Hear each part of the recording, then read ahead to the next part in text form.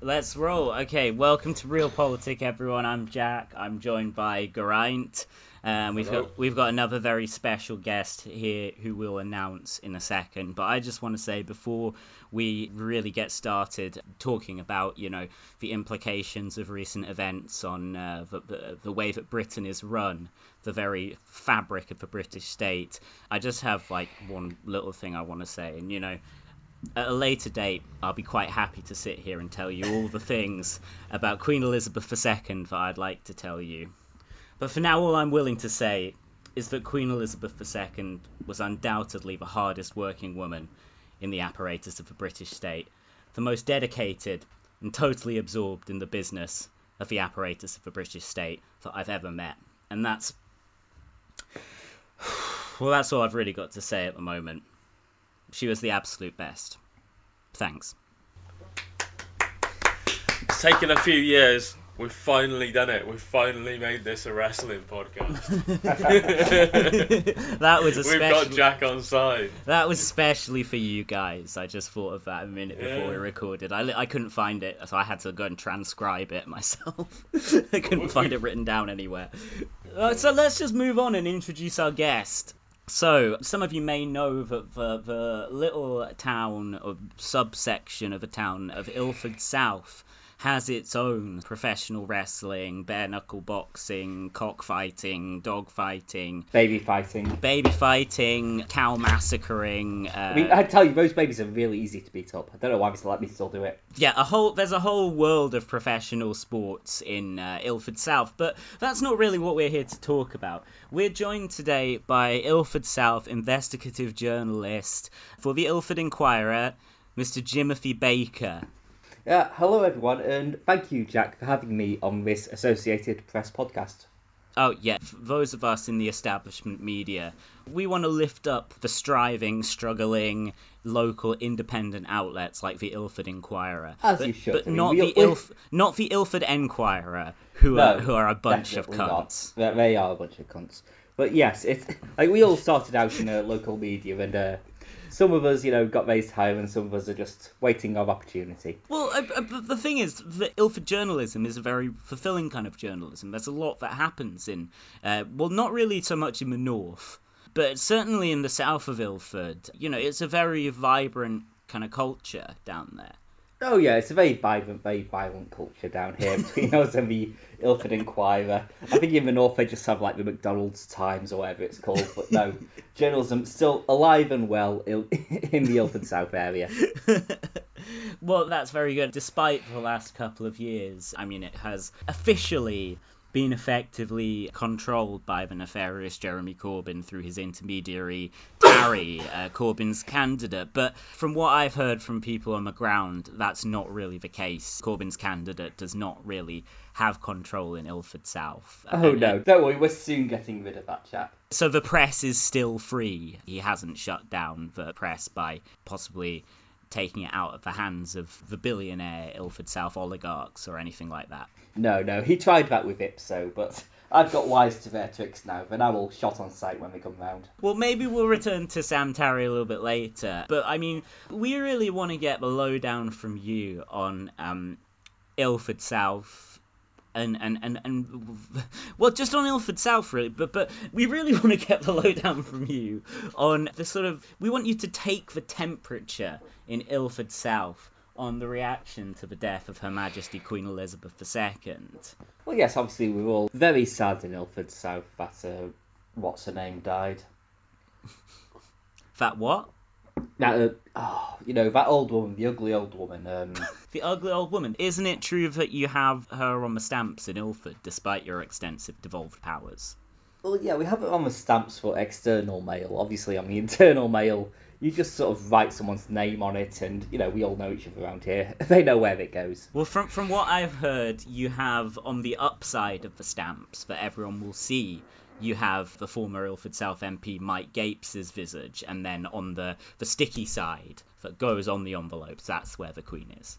Yes, that's right. It would be disrespectful to lick Mike Gapes' face. And he's got to be on there. Unless he's instructed you to, which he has to me on numerous occasions.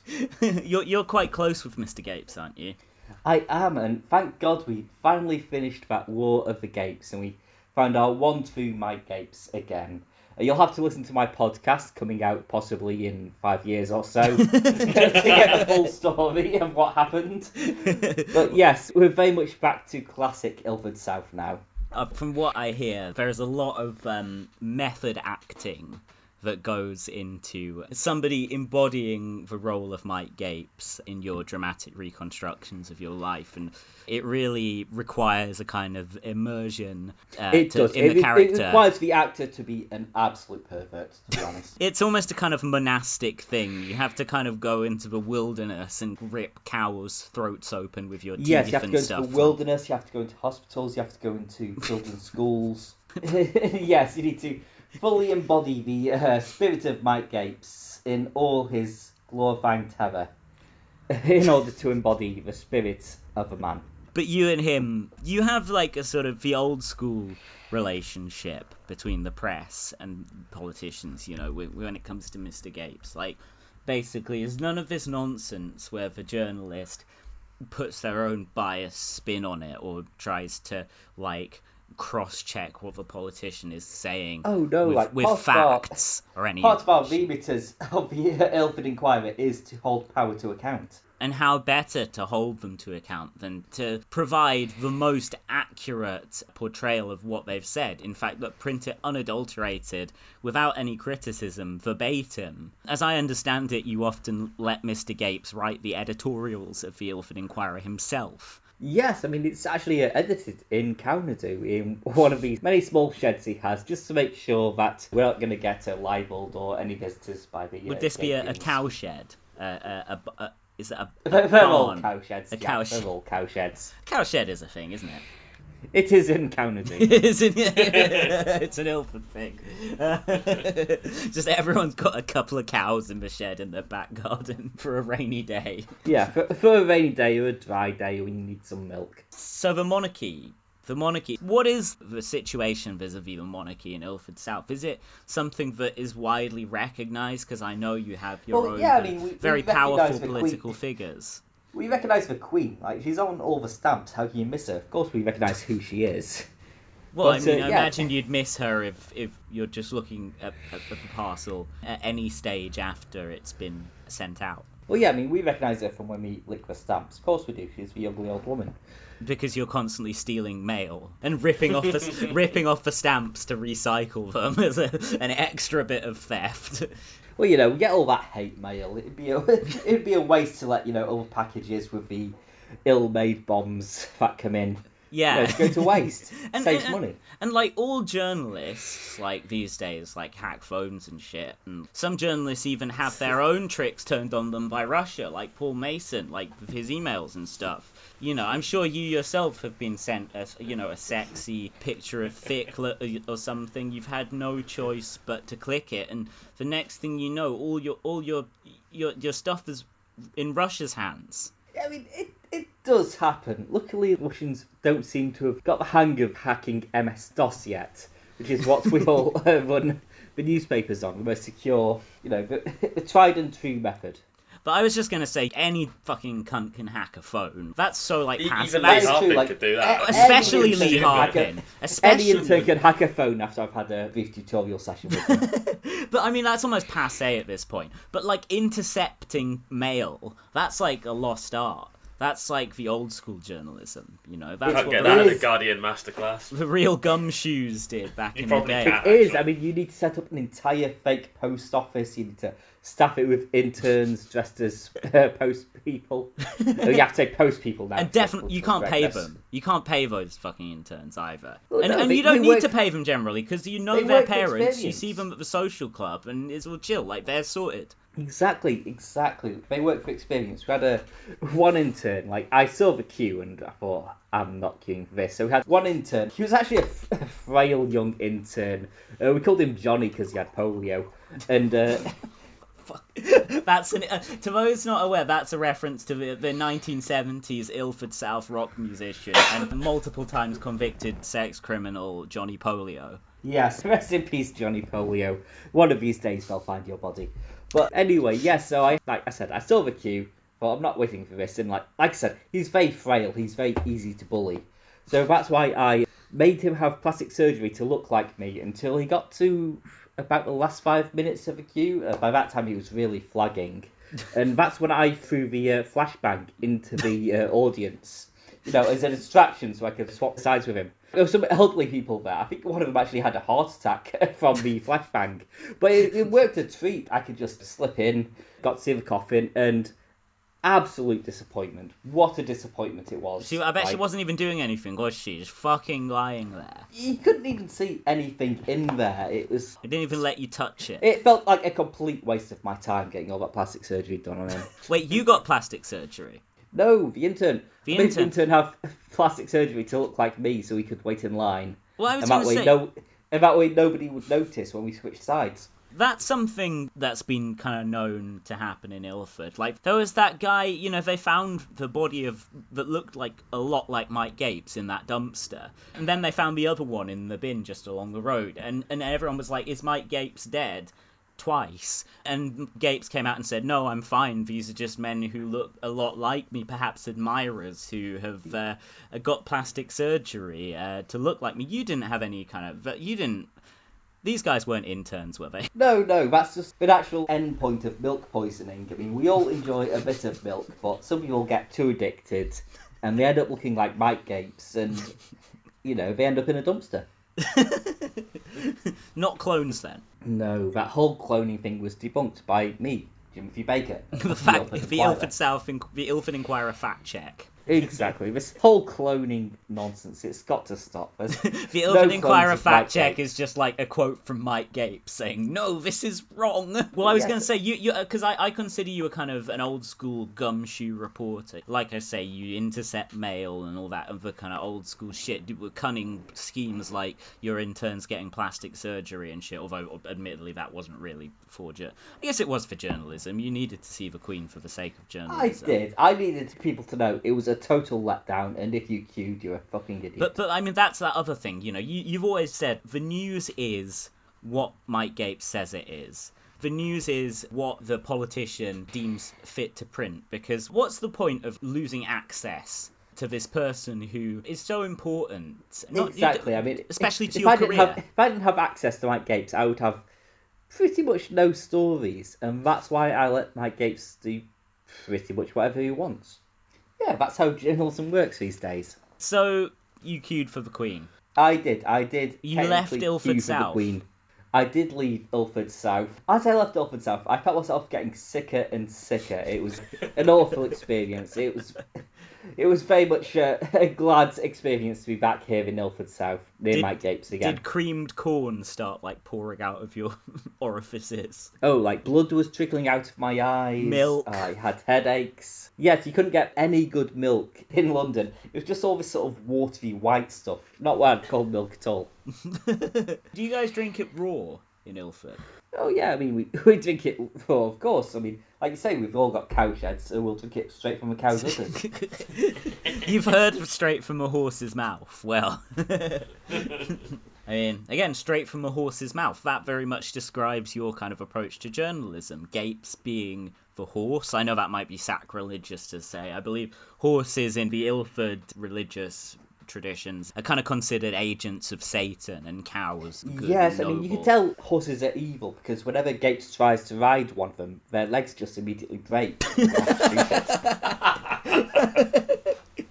Yeah, so he's ended up, I guess, having to put a lot of horses out of their misery with the shotgun that he likes to carry around. And that's very out of character for him. For example, Mr. Gapes would never kill a cow. Oh, no. That's why we have cows now. They've got sturdy legs. Mike Gapes can ride on them. Their legs don't break. But horses, they've got these little spindly legs. They just break immediately as soon as Gapes sits on them. Is it true that Gapes sometimes has a crew of men carrying a cow upon which he rides for extra reinforcement? Oh yeah, I mean, if you've ever seen that wonderful film Apocalypse Now, I believe the character I've never heard was of based that. on Mike Gapes there. So that's a deep cut. Sorry, I'm not some mamby-pamby intellectual fucking journalist like you who knows about these obscure art films.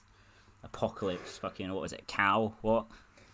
But yes, Gapes will often be riding a cow held aloft by 4 men strong and true. Well, you've got some very large men in Ilford, haven't you? We Gorgeous do. Georgie. Gorgeous Georgie. Gorgeous Gilbert. Gorgeous Gilbert. Oh, Geraint Goliath. Yes, Sir Goliath. Who's the other one? Jerry Gestapo.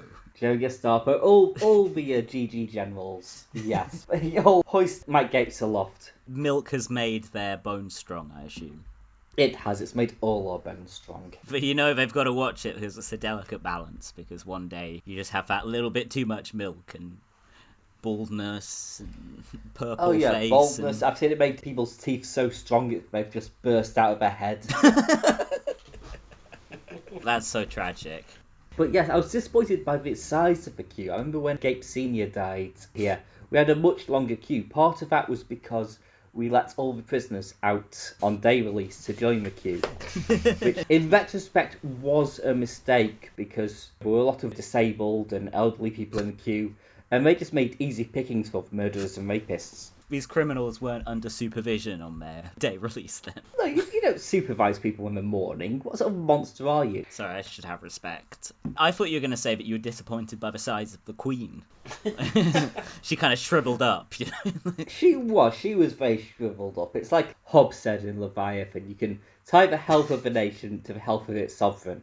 So Ilford South, obviously, very healthy. We've got a robust sovereign. Yes, and the rest of England very weak because they had a very weak sovereign, and I've got an even weaker sovereign with that young idiot man they've got. What, Tarry? Not Tarry, for one of the big fingers. You know what they're like. It's against the great British traditions to embalm a monarch, isn't it? You have to just kind of let them deflate. Well, yeah, we have this same tradition in Ilford South. When Gates Sr. died, we didn't embalm him at all. We just put him in the coffin. People would come and pay their respects. They'd all kiss him on the lips because we had an open coffin. We didn't want people thinking there wasn't anyone in there. And that's possibly how the plague started, because he had been decomposing a bit by the third day. But you still had to kiss him. I mean, I kissed him, and God, I got so sick. How did you make it through in the end?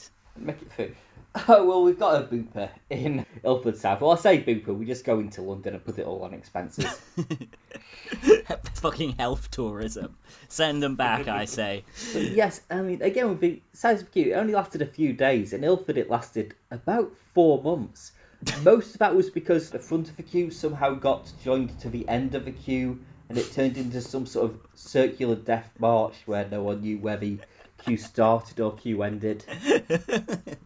Is it true that there's some confusion because a lot of people just dropped dead in the queue, and some of them, especially because it was so cold at that point, some of them just simply froze in the spot, and so people were just standing behind these frozen cadavers just like, fucking hell, man, how fucking hard would it be to get a move on? Jesus Christ. That did happen for a bit. I mean, I was part of the queue, and at some point I just started pushing people over to get near to the front, and some of them would shatter when they hit the ground, and I thought, oh, there's another one. I've heard you got trouble in England where they're replacing the money with the new idiot child. It's cost a lot to do that. We've never had that problem in Ilford. We've got our own Gates Gold, which has Gates' smiling visage on it, and luckily Gates looked identical to his father, so when he died, we didn't have to change any of the money. Like, it's just Gapes again. More Gapes. Are you sure that corpse in the middle of Ilford South for however many months was definitely Mike Gape Sr.? Oh yeah, I mean, you can't see that big red face, that big bald head, and think, oh, this is not Gape Sr. The smell of rotting milk. Yeah, the smell of rotting milk, the rotting flesh. How's the ogre situation, by the way? Because I know that on the luxurious Ilford South golf course, I believe owned by Mr. Gapes, part of his extensive property portfolio, there was a problem. Basically, it's all hands on deck when it comes to places for keeping cows in Ilford. This is a wide open space. Yes, you're supposed to be fucking playing golf on it, but really there's not that many golfers in Ilford aside from Mr. Gapes. Oh, I'm sorry you had to ask me that. Like, the ogre situation has just gotten even worse.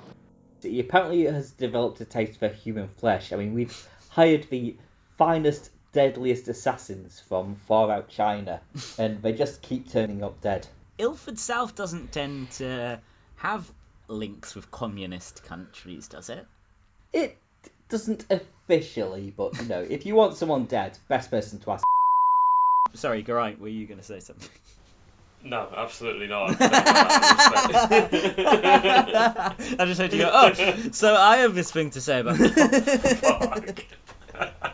Wasn't there rumours of triad involvement in the opium epidemic that took so many lives at the 3-day Gatefest festival? There was, yes. We did trace everything bad that happened at the Gatefest Festival was due to China.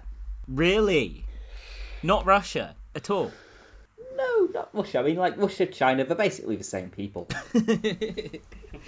So Yes, I remember when I was in the queue for the last 5 minutes and I saw, like, so many people wide awake, distressed from the sleep deprivation. It did remind me of the people Richard Miller used to show me in his torture chamber when we ran out of room at the jail. We'd just send people to Richard Miller and he would, occasionally take me around, show the people he'd been keeping up for like 2 weeks straight. They had like a clockwork orange thing on their head, their eyes kept wide awake, he'd be shining light into them. And he'd look at me and he'd say, "One of these days, Jimothy, one of these days." Which obviously is him talking about, one of these days I will get the award I so richly deserve. what did he say? One of these? It cut out. So yeah, he was saying, "One of these days, Jimothy, one of these days." And he'd Oh, look at okay. me. No, it didn't cut out. I thought you said. I thought you said something. Well, Yeah, I mean, okay. that's not even like the worst thing that would happen to criminals, but got sent to Richard Miller's torture chamber. I remember these 3 young rapscallions, these Three young pers- rap singers. rapscallions. Is that allowed in these three young- Ilford? 3 younger scallywags. They once threw a bottle of milk at Gapesmobile, so Wouldn't they got he be assigned to Richard grateful? Miller. Did it smash? I guess. Did he not manage to catch it? It did, it's enclosed. It's like the Pokemobile, the Gapesmobile.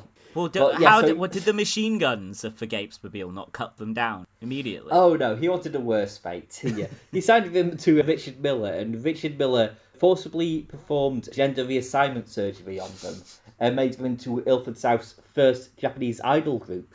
and I have to say, they are absolutely delightful. I've been to a few of their events. So the music scene in Ilford South, it's thriving. It's thriving, yes. We've got numerous Johnny Polio imitators, some of them who haven't even been arrested yet. We've got the idol group. I go to their handshaking events every chance I see them. They really are gorgeous young girls. Well, there's all sorts of like Johnny Polio influenced rock and rollers in Ilford South now. There's Marky Dysentery, there's Bobby Consumption, Johnny Flamingio. Yeah, there's Freddie Ironlung. Jerry Brucellosis. What the fuck? I'm not Warren Zevon and I can't pronounce that word. Yeah, there's Andy AIDS.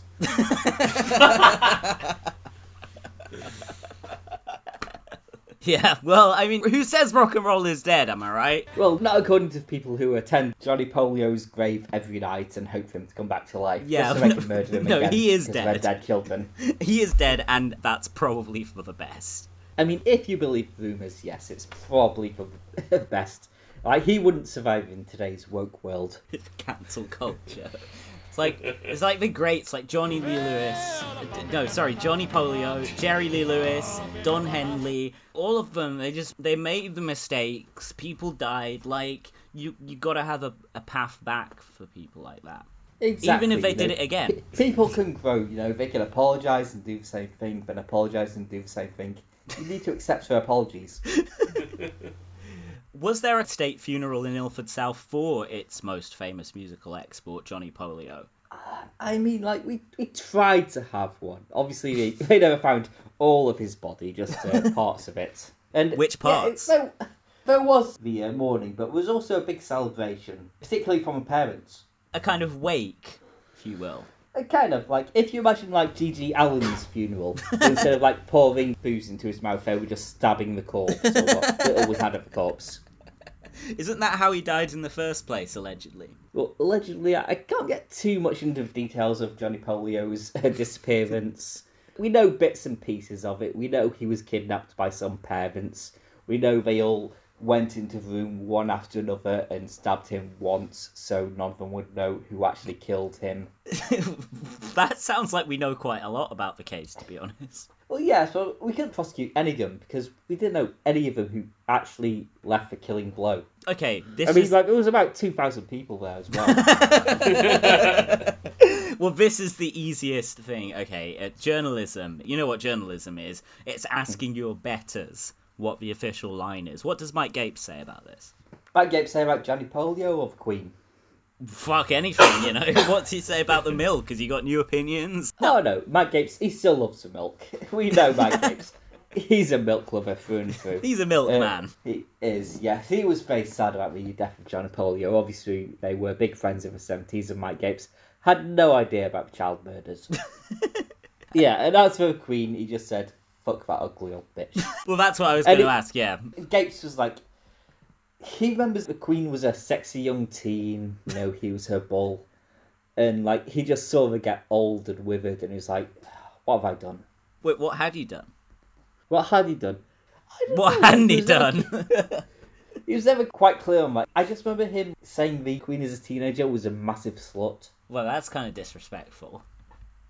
I think Mike Gapes should apologise for that. Well, yeah, I mean, like, that's one of the reasons Sam Tarry cheated his way to beating him. He did have those big posters of Mike Gapes saying, teenage Queen was a slut, and now I wouldn't fuck her with your dick. Real Labour values.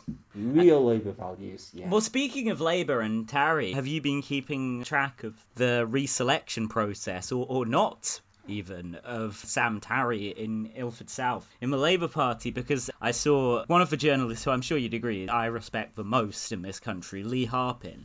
I saw him... Yes, Lee Harpin is...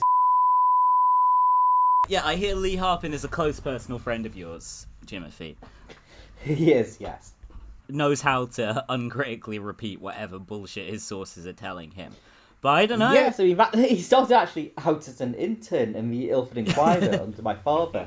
And he learned everything he knew about journalism from there. He was saying, and I don't actually have any cause to doubt him on this, that Sam Tarry had just lost the vote in two branches of the Ilford South Labour Party to be the candidate for the party at the next election, with no votes. Nobody voted for him in either, apparently. Well, had he not put out a letter specifically asking people not to vote for him because he's automatically on the ballot? Oh, right, well, maybe that's it. I don't know. Okay, well, maybe... That sounds like a typical Sam Tarry trick. Far be it from Lee Harpin to put some kind of malicious spin on something. Yeah. No, I trust Lee Harpin implicitly. Yeah.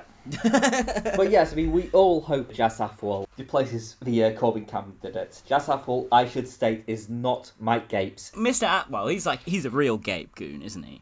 He is, yes. At this point in our interview, Jimothy Baker proceeded to launch unprompted into a series of insensitive and discriminatory racial remarks about the Chinese, Jewish, Muslim, and Sikh communities. When reached for comment prior to the publication of this interview, Mr. Baker told Realpolitik, "These alleged remarks, were they even said at all, were merely an attempt to imagine what Jeremy Corbyn might potentially say were he sitting there in that scenario.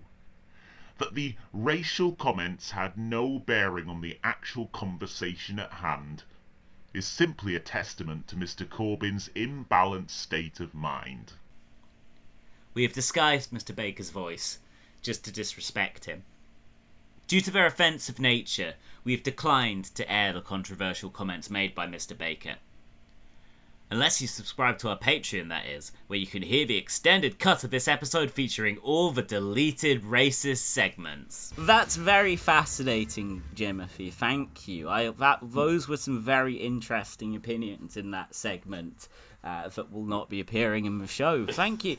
But yes, thank you, Jack from AP. Thank you, Geraint from AP. I'll have to go now. My interns need feeding. I've locked them in all night. So if you can imagine they basically have a water bottle from a hamster and a bit of kibble in a bowl. So before you go, there's no truth to the rumours that votes for Sam Tarry are being bound up and thrown into the ocean. No, of course not. We don't have an ocean near us. We just have a reservoir. And I'm certainly not throwing them into there. Were something to be thrown into that reservoir, say paper, it wouldn't simply just get wet, would it? It would dissolve. There's things... Oh, no. Not with all the bleach and ammonia I've poured into there. No way. That's not the same reservoir that everyone in Ilford's getting their milk supply from, is it? Oh no, we have human cows now. We're way on the way to the 31st century. Well, no, I just mean you've all got your own cows, but that's like your personal stash. But obviously you need the tap milk. You need the milk to run your baths and wash your hands and so forth. Yeah, we call that the milk of human kindness because it burns and it burns your sins away. So it is the same reservoir. I can neither confirm nor deny.